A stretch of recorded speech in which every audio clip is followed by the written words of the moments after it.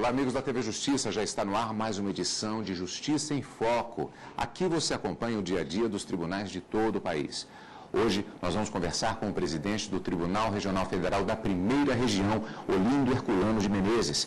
Lembrando que o TRF1, apesar de estar sediado em Brasília, tem jurisdição sobre outros 13 estados. São eles Acre, Amapá, Amazonas, Bahia, Goiás, Maranhão, Mato Grosso, Minas Gerais, Pará, Piauí, Rondônia, Roraima e Tocantins. Nós vamos conhecer, como sempre, no nosso programa Justiça em Foco, primeiramente, a carreira do presidente do Tribunal Regional Federal da Primeira Região.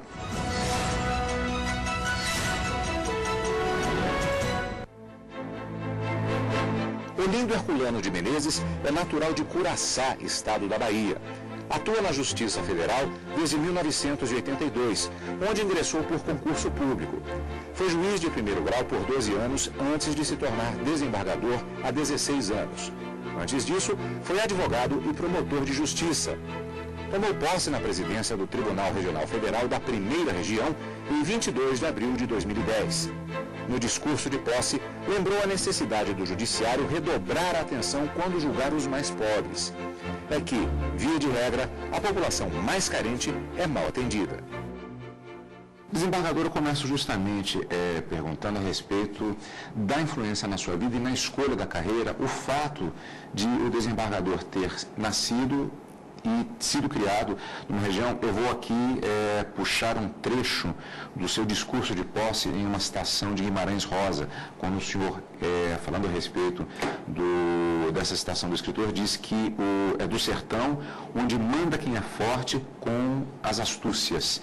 Essa convivência nessa região do Polígono das Secas, isso foi determinante para que o senhor fosse estudar no seminário posteriormente. Isso acabou influenciando também na escolha do direito? Há uma série de variáveis nessa história. Eu nasci no sertão do estado da Bahia, em pleno Polígono das Secas. Eu sou filho de um trabalhador rural. Eu sou o 12º filho de uma lista de 13. Ninguém estudava lá na região, ninguém nem tinha consciência disso. As pessoas lá vivem para o seu dia a dia do trabalho, normalmente com a pecuária. Eu, já com 10 anos, minha mãe era uma mulher analfabeta, mas era uma mulher com uma grande visão de futuro. Minha mãe resolveu me colocar para estudar na casa de padrinhos, na cidade, e aí fui estudando, fiz o curso primário. Eu era tão, assim, digamos, bruto em termos de conhecimento, que quando eu cheguei na cidade para estudar, eu fui fazer o primeiro ano atrasado. Quando eu estava terminando o curso primário, naquele tempo existia um bicho-papão que se chamava admissão ao ginásio. Todo mundo temia, como se fosse o vestibular de hoje. Eu não tinha nenhum apelo. Ou eu ia para São Paulo, como todos os nordestinos iam, tentar a vida, ou eu esperava alguma coisa acontecer. Na cidade onde eu estudava, que era o Uauá, na Bahia, não tinha ginásio. As pessoas que podiam, que eram aqueles comerciantes mais fortes, botavam os filhos em Salvador. Isso para mim era um sonho impossível de realizar. Eu aí resolvi ir para um seminário de uma congregação religiosa que fica na cidade de Tucano, na Bahia. Fui para o seminário, lá fiz o exame de admissão ao ginásio, fiz o ginásio, me tornei um professor, ensinei até latim no seminário. E quando eu já estava terminando o segundo grau, eu me questionei e entendi que eu não tinha vocação para ser padre. Saí e o curso que eu entendi por fazer, que era o curso que melhor se afeiçoava aos meus conhecimentos, era o curso de Direito. Eu aí saí do seminário, voltei para o meu Uauá, sem nenhuma perspectiva de vida. Mas eu tinha uma parente, em Salvador, uma prima, que resolveu me aceitar na casa dela. Ela já tinha uma série de pessoas que moravam lá. E eu fui para Salvador, em 1969. E lá fiz o vestibular, passei, de primeira, estudei igual um louco, passei 6 meses estudando, de manhã, de tarde, de noite. Eu já estava, inclusive, sentindo uma dor nas costas. Pensava até que eu estava tuberculoso, de tanto estudar. Eu praticamente decorava os livros. Naquele tempo, para fazer vestibular, a gente tinha que ler 10 livros de literatura, só para a prova de português. Eu não tinha dinheiro para comprar nenhum. Tomei emprestado os 10 livros e li 2 vezes cada livro. Você vê o esforço que eu fiz. Fiz vestibular, optei Direito, Jornalismo e Ciências Sociais. Olha só, eu poderia ter sido um jornalista. Passei no Direito. E aqui estou, muitos anos depois, aqui na presidência do tribunal.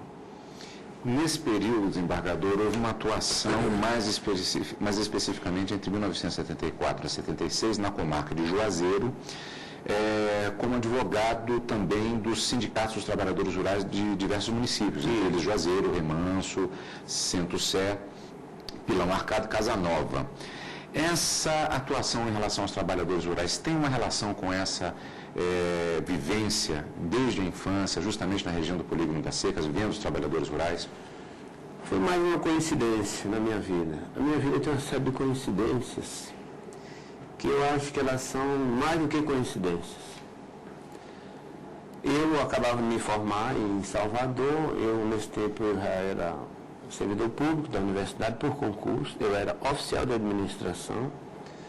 Aí tinha uma colega minha, Suzana Matutino, que era advogada do Sindicato dos Trabalhadores Rurais de Juazeiro, Casa Nova, Pilão Arcado e Centro-Sé. Essa moça era muito minha amiga, ela casou e ia largar o emprego dela. Ela disse, olha, você quer ir para Juazeiro? Juazeiro é perto de Uauá, onde eu me criei. Eu digo, perfeitamente. Fui ser advogado desse sindicato. Eu ficava em Juazeiro, a cada mês eu fazia uma viagem em todas essas cidades. Naquele tempo estava sendo construída a barragem de Salgadinho. Eram inúmeros problemas com os trabalhadores rurais, de inundação, de indenizações pífias que se pagavam às pessoas. Então, eu, por uma coincidência da vida, do destino, fui trabalhar em Juazeiro, vivenciando situações iguais às que eu vivi na minha infância. Fazendo palestras para os trabalhadores rurais. Eu fui fazer uma palestra numa casa, não sei se você conhece a expressão, parede meia. Quando eu me dei conta da casa, tinha um trabalhador lá em cima da minha parede falando. Ele falou assim, eu sou caneteirista, quer dizer, ele ia anotar as coisas ali.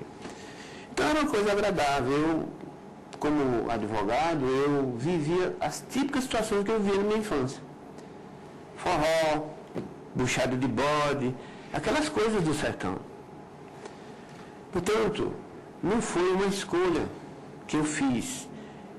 Eu, pelas injunções da minha vida, eu vinha trabalhar. E eu, interessante, eu era advogado, onde é que eu fui morar em Juazeiro? Fui morar numa pensão, Hotel Santa Rita de Cássia, que se chamava. E lá eu fiquei trabalhando, fiz um trabalho, eu acho assim, muito importante para aqueles trabalhadores, aquelas pessoas assim, completamente ignorantes dos seus direitos. Pessoas assim, dizem assim, então você pode tirar o meu piso? O piso para ele era o PIS. Eu entrava com a reclamação, coisas assim pequenas, mas no dia que eu entregava, eu e o presidente do sindicato entregávamos ao trabalhador aquele pequeno quantia de dinheiro, que era o resultado de uma questão, aquilo para ele era uma maravilha. Então eu fiquei lá em Salvador, em Juazeiro, um período muito bom da minha vida.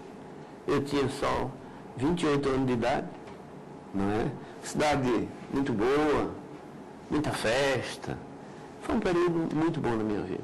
Se tornou, ingressou como juiz de primeiro grau e ingressou na magistratura por concurso público.